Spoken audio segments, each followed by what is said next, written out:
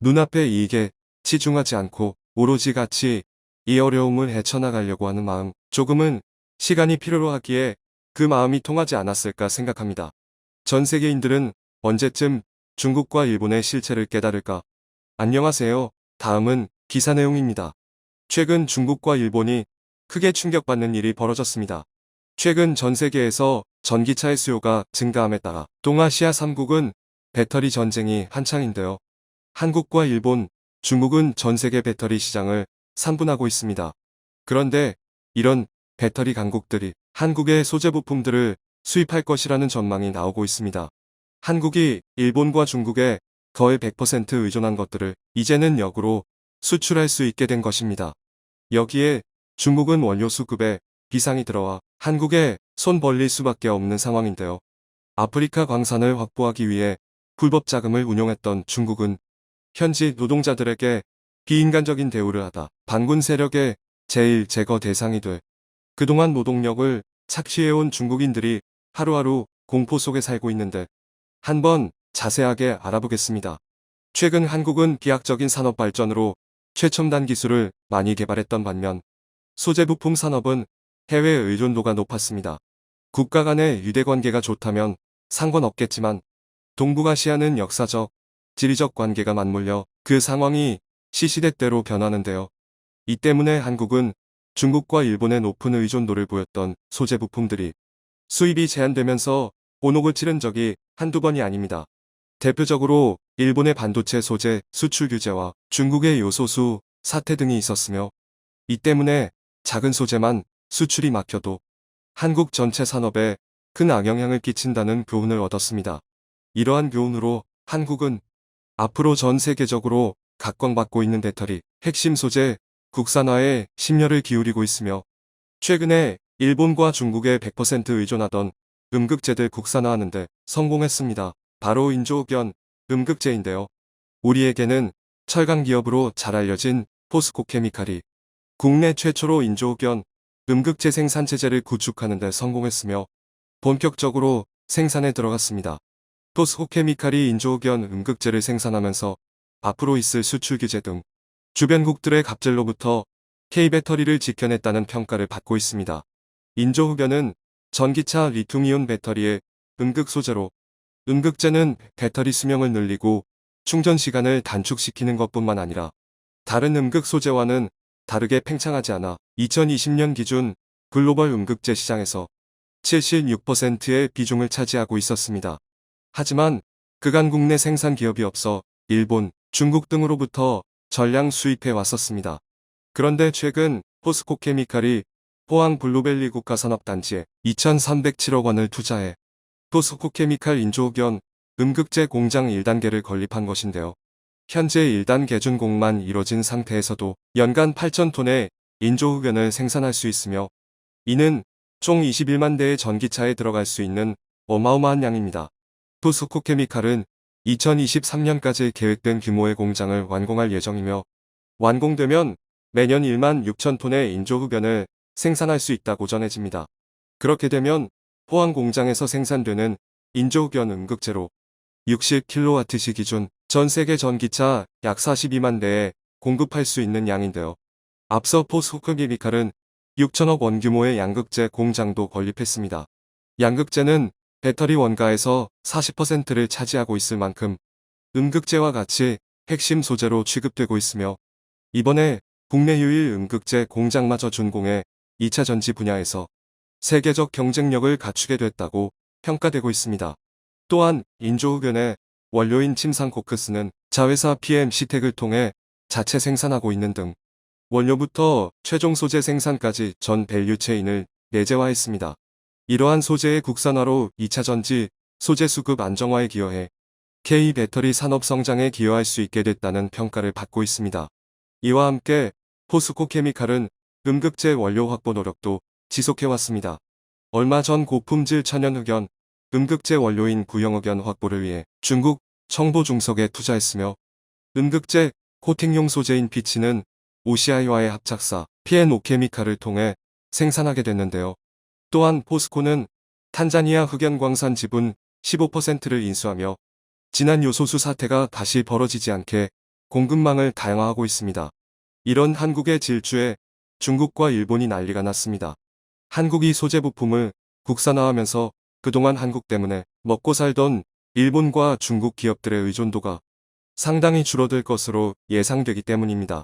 특히 한국은 아프리카 지역의 천연자원 개발을 지원하면서 많은 이익을 받고 있는 것과 각국 정부의 지지를 받고 있는 상황인데요.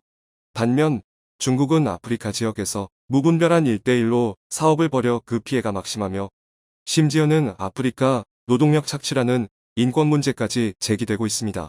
이 때문에 아프리카에선 탈중국 시위가 벌어지고 있습니다.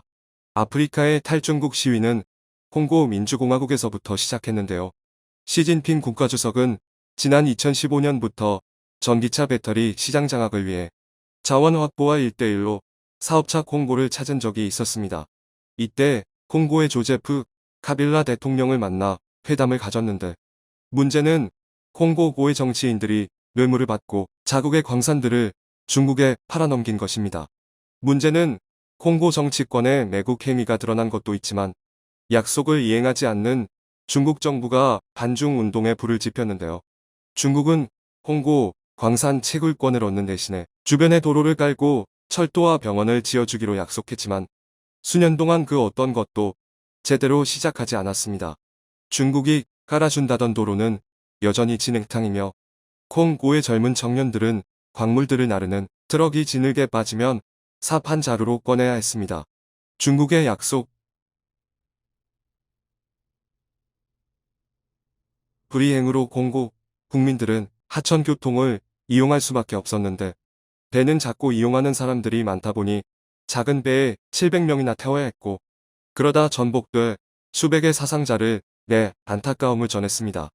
여기에 중국인들이 콩고 광산 노동자들을 노예로 만들어 버렸다는 충격적인 소식도 전했는데요. 콩고의 남부 풍구름의 광산에서 일하는 피에르는 하루 약 4,100원을 받고 일하는데 회사에서 지급한 점심은 작은 롤빵 2개와 주스 한 팩이 전부입니다. 그런 부실한 식사를 제공받는 피에르는 적도를 관통하는 꾀약변 아래 종일 원석을 캐야 합니다.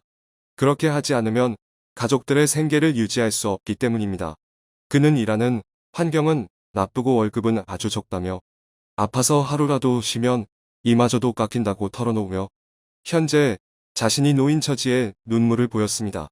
이들 광산에서 또 다른 콩고 근로자들은 식민지 시대를 연상시키는 근무 환경과 인종차별을 경험했다고 털어놨는데요. 근로감독자들에게 뺨을 맞거나 막대기로 맞고 발로 걷어차인 사례도 빈번하게 발생한다고 말했습니다. 중국은 콩고 인프라 구축이라는 약속을 지키지도 않고 콩고 국민들의 노동력만 착취하고 있었던 것입니다. 또한 몰리브덴의 풍구름에 광산에서 일하는 무탄바는 우리는 중국인들에게 아주 나쁜 대우를 받고 있다며 나는 얼굴을 4번이나 맞았다고 고백했으며 시코마인즈에서 일하는 또 다른 근로자는 중국인들은 그들의 표준과 문화를 강요한다고 말해 중국이 콩고를 식민지화하고 있는 것이 드러났습니다. 참다 폭발한 콩고 국민들은 무기를 들고 일어섰는데요. 얼마 전 콩고 민주공화국 반군 세력이 중국인이 소유하고 있는 바니투리 지역의 광산을 습격했습니다. 이 습격으로 2명의 중국인 근로자가 현장에서 총에 맞아 목숨을 잃었습니다.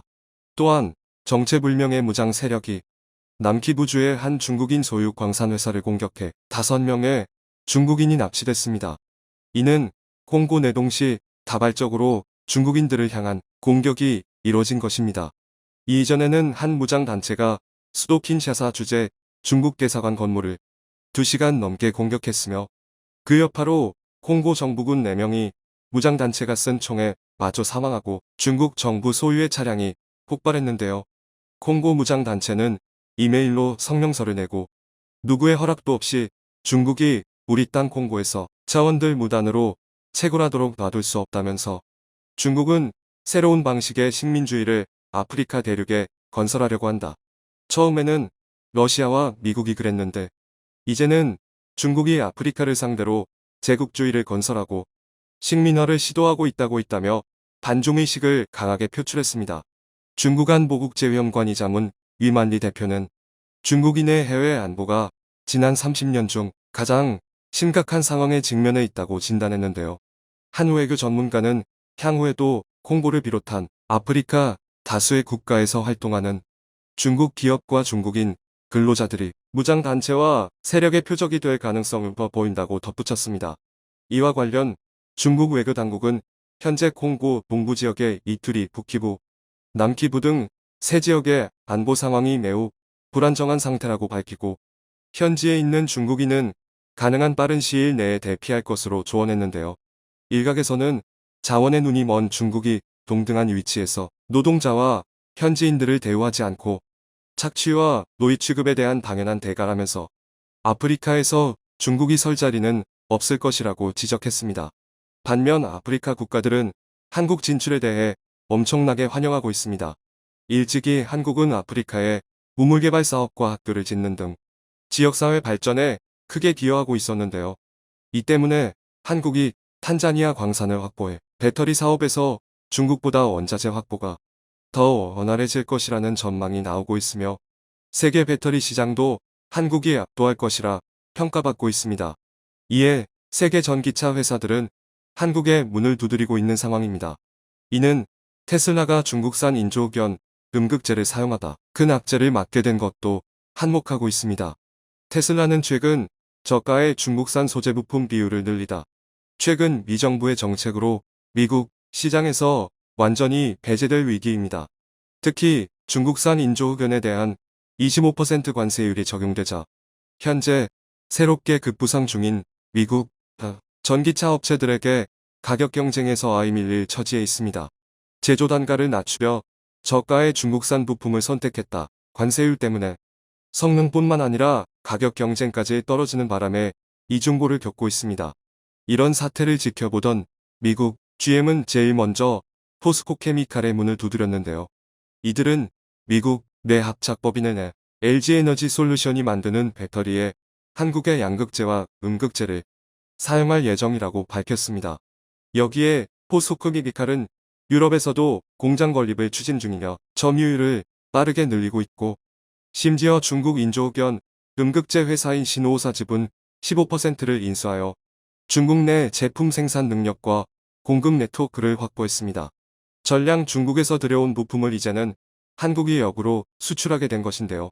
중국과 일본이 한국 소재 부품에 밀리고 있는 상황에서 과거 수출 규제에 대한 한국의 보복이 이루어질까 하는 전 세계인들의 귀추가 주목되고 있습니다. 청중의 일부 의견. 마땅히 보복해야 한다. 보복하지 않으면 저들 중국과 일본은 자기들이 잘나서 보복하지 못하는 것으로 착각하고 그렇게 국민들을 세뇌할 것이다. 그러면 중국과 일본의 망동은 되풀이될 것이므로 보복하는 것이 마땅하다. 주변에 조폭 국가들만 있어서 자체 생산 라인은 필수인 듯 중국과 일본의 소재와 원자재 의존으로부터도 일비진정한 독립입니다. 소재와 원자재의 다변화와 개발만 이오리의주 적들로부터 승리할 수 있습니다. 중국 욕심이 만든 부메랑 자원국에 합당한 대가는 당연하고 그들에게 개발 이익을 알게 해줘야 한다. 전 세계인들은 언제쯤 중국과 일본의 실체를 깨달을까? 시청해주셔서 감사합니다.